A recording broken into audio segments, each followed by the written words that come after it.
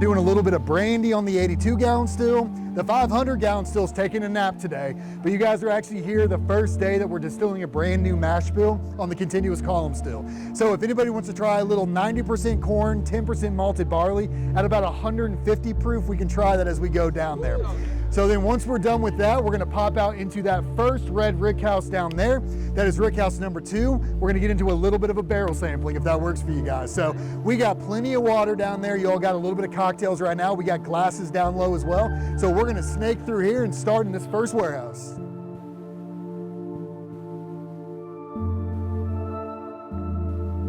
This is wine production in here, okay? So we're actually wrapping up all of our grape varietals for harvest. The ones that we have left to do is gonna be our late harvest ice wine. But essentially how this is gonna work is if you see this piece of machinery right here, that's getting one of those grape bins slid inside of it, and it's gonna dump onto this conveyor line here.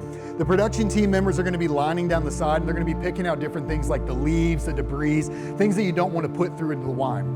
Then it's gonna drop down into this kind of conveyor cart and ride all the way to the top of this rotovib.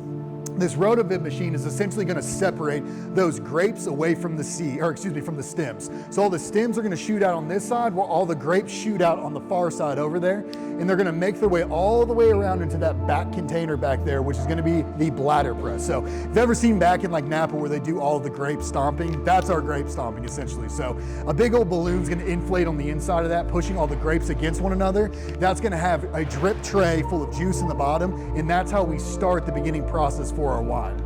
What kind of grapes you got in here? Cabernet Sauvignon back here. So this was the last grape you all did, correct?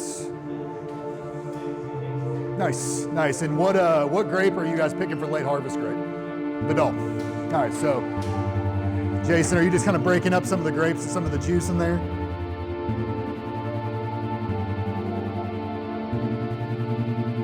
Jason and Ted, our owner, both built this still back then. They started running in 2001, but we officially commenced it back in January 25th of 2022. So this bad boy's been running for nearly 25 years. So back in 2001, we were able to do ports and brandies. Then speed up to 2013, that's when we helped pass legislation in order to do grain-based distillation. So from 2013 to 2015, this still was responsible for doing bourbon, whiskey, vodka, brandy, port, grappa, rum. You think it was running it on here. So this small guy was the absolute workhorse. By 2015, we were able to put out our first 2-year copper pot still bourbon at 95 proof, which was named after Carl T. Carl T is our 4th generation founder here. And also in 2015, we were able to commission our 500-gallon Vendome copper pot still, and that's when the bourbon boom really took off for us. We went from doing double-digit barrels into doing triple-digit barrels. Now, I'm not gonna spoil it yet, but from triple-digit barrels, once we get to the end, we'll show you where we're headed now.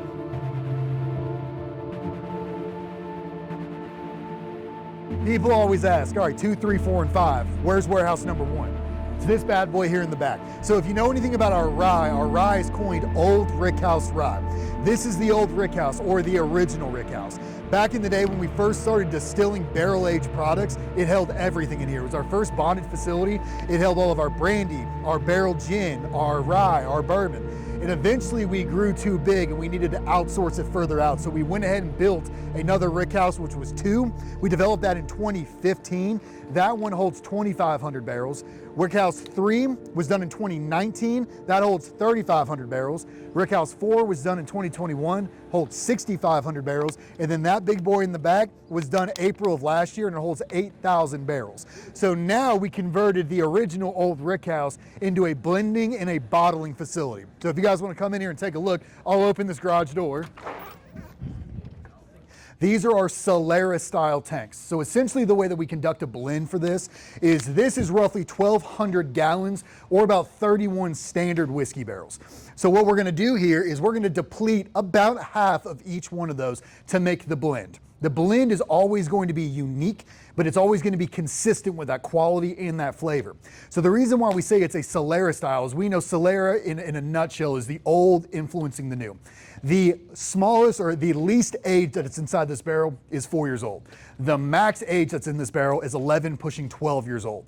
So the thing is, we don't segregate between age. If we find a barrel that maybe isn't going to be the top tier for a single barrel in my program, but we know it could be very, very helpful to a blend, we'll pump it in there to keep a little bit more age in there. So that is gonna have at least 8 years span of time between that 4 and almost 12. I believe it'll start being 12 about March of next year. So we like to keep it unique, fun, consistent, and fresh every single time. So right now we're predominantly operating at a W1 for Carl T. We're still trying to get the necessary volume into W2 for Old Rickhouse.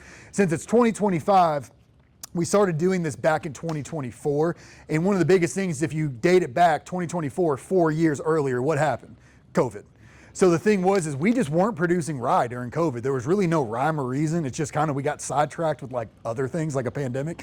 So we were really only producing different types of bourbons, mash bills. So there was this really, really big dip in rye production. So I didn't have a lot of rye to sell people over the last 8 to 12 months. Well, now that we're in 2025, now 5 years out of it, now that rye production is back up. So now I have too much rye, which is a good problem to have. So now I can start cherry picking. The boys can start cherry picking through those barrels that can help start consistently bringing up that blend. So essentially, once a barrel is ready to rock and roll, we'll bring it inside kind of a neutral temperature zone to where it's not too hot nor too cold.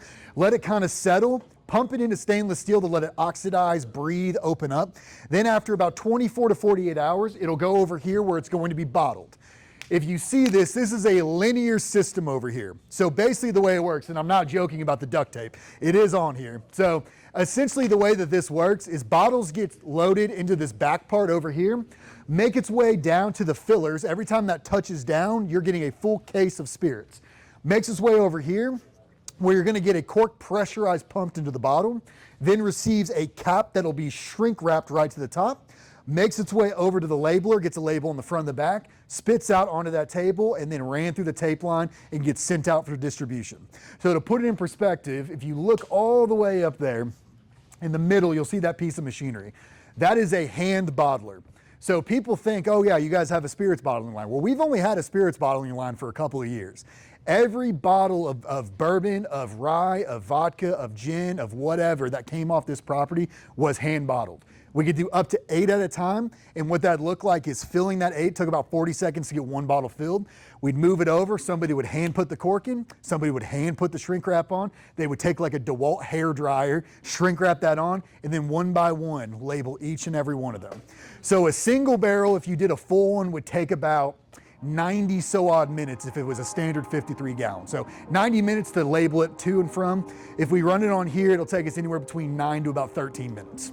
So what we did in a month, we do in a week. What we do in a week, we do in a day now.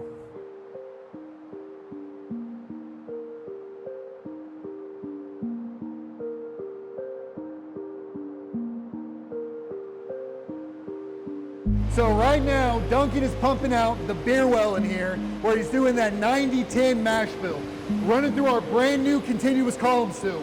If you see in the back, that 500-gallon still is what we commissioned back in 2015, and that brought us from double-digit barrels up to about 950 barrels a year. We commissioned this still January 9th of 2024, so last year.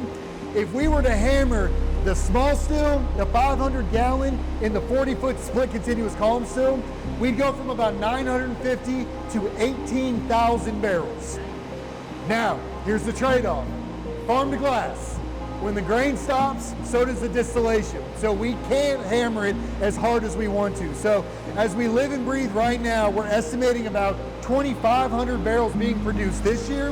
Over the next couple years after that, we'll get up to about 5,000. And then we think our ceiling cap, as of we live and breathe right now, about 11,000. So even with that still, we're still 10-fold X our production. So more barrels mean more rickhouses. More rickhouses mean more whiskey for you guys.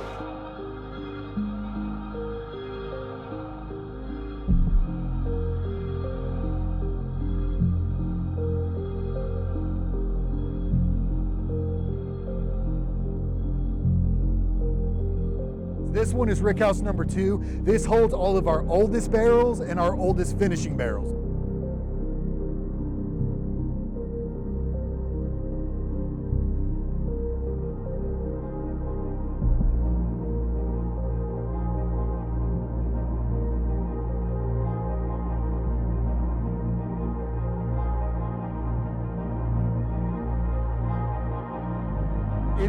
It's a grandfathered name in town. You're actually in Bourbon, Indiana, which is the town at the bottom. But this up here is the township of Starlight.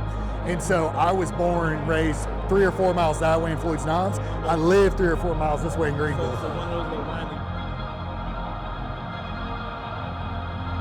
So that is a toasted, then charred French double oaked bourbon. It's from the Limousin Oak region of France. So it's kind of on the northern side of France, if I'm correct. I can't remember where they all are. This one's 6.5 years old, 116 proof. 8.5-year-old, 118 proof wheat whiskey. 118 wheat whiskey. That's 90% wheat, 90% wheat, 10% malted barley. This one is not as hot on the nose as the last one. It's a little more vanilla. So we're gonna try one, and you're gonna see what a fresh barrel looks like when you fill it up for finishing, right? This has been in there, what is today, the 17th? This has been in the cask for 4 days.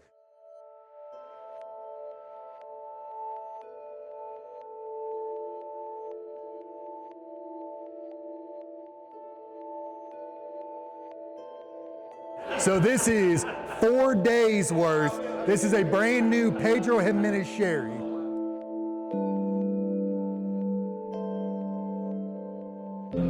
Four days in a cask. We proof to the barrel. We don't distill it and then just slap it in a barrel. Certain proofs just work better in certain barrels. So if you're doing an ISC or you're doing a Kelvin, a lot of times we go higher.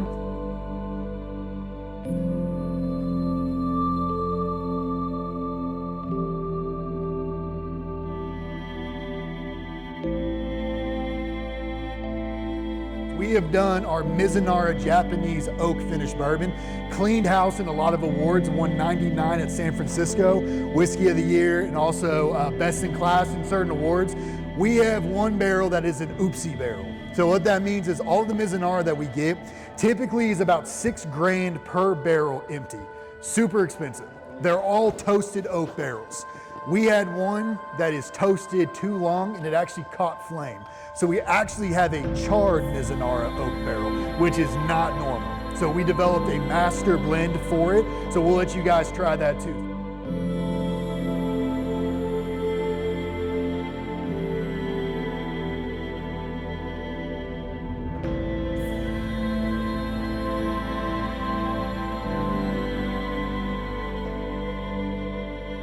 It's much more bourbon forward with like a little dark chocolate as opposed to the PX. The PX is like big wine, like big wine. This one's more subtle, I like this one. We obviously don't do maple here, but they are a craft maple syrup farm. So we partner with them, we give them X whiskey barrels. They do a special craft blend of maple syrup for us. They then bottle it, sell it there, and then we get the X barrels and fill it up. Yeah.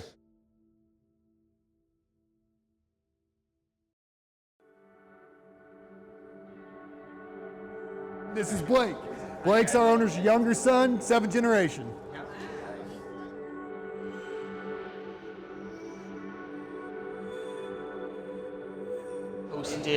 Toasted nut, vanilla, amplifying some of those kind of butterscotch, kind of caramel characteristics. It's just a nice lush, and especially cool nights and other things. You can sit out by the fire, have a little pour at the end of the night. Those are fantastic. Even if you want it straight up or on a rock, they still hold up to that as well. So we have a really fantastic lineup of our family reserves on repeal day this year to where it's basically we'll release what we, Dad, Chris, and I deem is the best representation, not necessarily the oldest whiskey we have, but what is the best individual barrel of rye and bourbon that we have out here in the warehouse and throughout our facility. So we go through and we'll go through multiple renditions and taste through all of our basically 6+ year whiskey, go through, pull them down until we get down to about 5, and then Andrew will take those upstairs and we'll blind taste them so we won't know anything about them. And granted, like I said, there's no kind of reference of age or anything like that. We want to take all those indicators out the window and say, what is the best here and now, what we're tasting, that we want to share with individuals out there. And so the bourbon, the rye, both fantastic, right at that 10-year mark actually that we've done. And then Dad, Chris, and I each picked from our own lot. So then when you can go back and look at some of the history of some of those notes and other things, you kind of see the evolution. Is it getting better? Is it something that we feel like is keep kind of keep incline on this kind of exponential growth. So it's something we feel like is leveled off a little bit. It's where it needs to be and something that we can use in maybe an older blend, maybe in our family reserve lots, something like that. So it's always that evaluation. We keep a close eye on anything that's aging for us. And like I said, that's important for us because then we know what's out here. We know if we need a little bit more of heavy smokiness, some other things, we might go find an older Kelvin barrel. If we want to find something that's got that nice clean finesse, something like these, a lot of barrels here that are, like I said, really kind of showcase what we have kind of coming down the road and some of these other older blends that we'll have here coming up. And so, like I said, a fantastic lot here across the board. I mean, if you really like nice, sweet, kind of balanced whiskey, this really fits that profile. So what you guys are tasting is a part of our blend that's going to go next year for our 10-year bourbon release.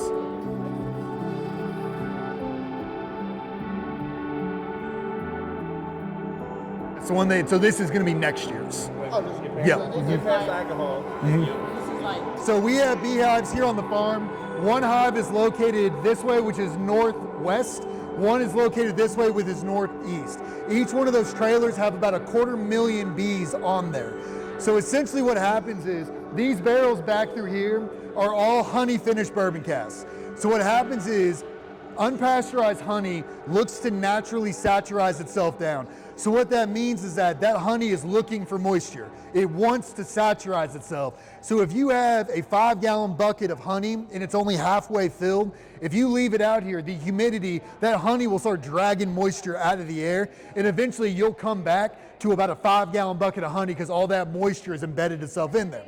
So if you have a used whiskey barrel, although you don't have actual whiskey in the barrel, you still have moisture embedded in the staves. So what happens is we'll fill up that barrel, and the first time we did it, we filled it up all the way. We came back and we found that there's a puddle of honey on the floor. So what happened? That honey was looking for moisture. So it pulled all that moisture out of the staves, replaced itself in there, solidified, and then pulled all those boards apart, leaving a puddle of honey on the floor.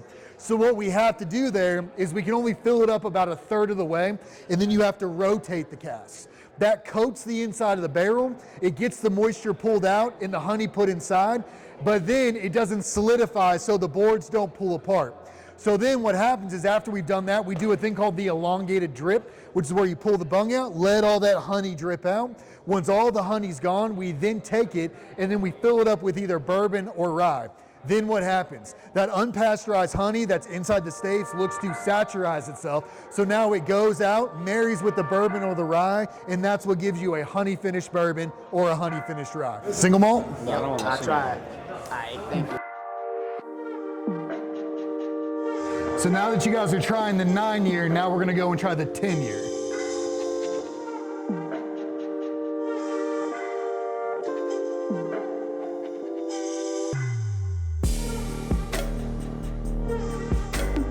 It's soft, it's malty, it's smoky. Yeah, that's like, imagine being nice chill in the air, bonfire going around. That bottle's going down. So I feel like you always treat us like family here. No matter 3 years in a row, you always brought us here no matter what. And so we want to welcome you to the family.